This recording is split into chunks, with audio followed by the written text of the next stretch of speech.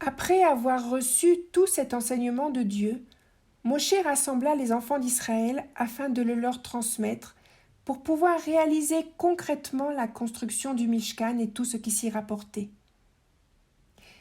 Il commença par un nouvel avertissement sur l'obligation de respecter le Shabbat. Durant 6 jours, tous pourront travailler, mais le 7e jour, sacré pour tous, sera le jour du Shabbat. Un repos complet pour l'Éternel. Puis Moshe retransmit l'invitation de Dieu à prélever de leurs biens pour contribuer à la construction du Mishkan. Les offrandes devaient être apportées par ceux dont le cœur était porté à être généreux. L'apport des matériaux se fit avec un grand enthousiasme. Hommes et femmes, motivés par leur cœur, y contribuèrent par des étoffes de laine et de lin, des peaux de bélier, mais aussi des offrandes d'argent ou de cuivre. Les femmes habiles filèrent de leurs mains les matières qu'elles apportaient. Les princes contribuèrent avec des pierres précieuses pour l'éphod et le pectoral, mais aussi avec les aromates et les huiles nécessaires. Moshe les informa de la désignation de Betsalel et de Aholiab comme maîtres des ouvrages. Alors Betsalel, Aholiab et tous les hommes remplis d'inspiration divine à qui le Seigneur avait dispensé la sagesse en leur cœur emportèrent toutes les offrandes du peuple afin de commencer. Les présents furent si abondants qu'il fut nécessaire à Moshe de faire communiquer au peuple l'arrêt immédiat de toute contribution. Et ainsi put commencer l'élaboration de la structure du tabernacle, l'Ohel Moed. Les rideaux et leur assemblage, le coupage, le travail et l'ajustage du bois, ainsi que le travail des différents autres matériaux utilisés. Betsalel supervisait tout le chantier, mais s'occupa personnellement de certaines réalisations. Rien ne fut laissé au hasard. L'arche, le Aaron en bois de chittim, fut recouvert d'or pur à l'intérieur comme à l'extérieur. La corniche d'or tout autour. Les anneaux d'or qui servaient à son déplacement comme les barres en bois de chittim furent elles aussi recouvertes d'or. Le couvercle du Aaron à Édoud fut fabriqué en or pur.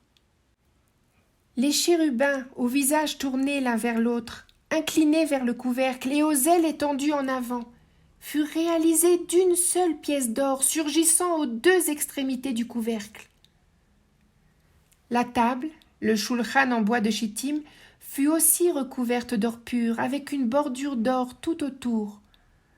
On y disposa ces 4 anneaux d'or à ses 4 extrémités pour y glisser les barres en bois de chittim recouvertes elles aussi d'or et qui permettront de la porter.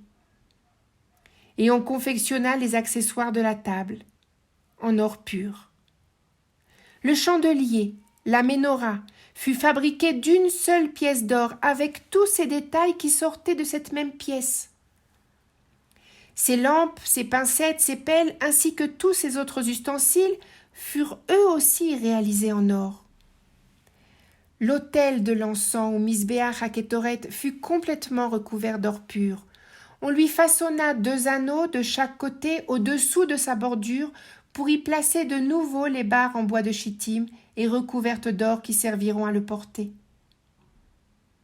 L'huile d'onction sainte fut elle aussi confectionnée avec précaution, comme le parfum aromatique pur, le kétoret. Puis ce fut au tour du misbéach à Néchochet d'être exécuté, lui aussi en bois de chittim, recouvert de cuivre, et de ses accessoires en cuivre eux aussi. Ces 4 anneaux de cuivre où seront introduites ces barres recouvertes de cuivre faciliteront son déplacement. Le bassin, ou kior, fut élaboré grâce au miroir de cuivre offert par les femmes.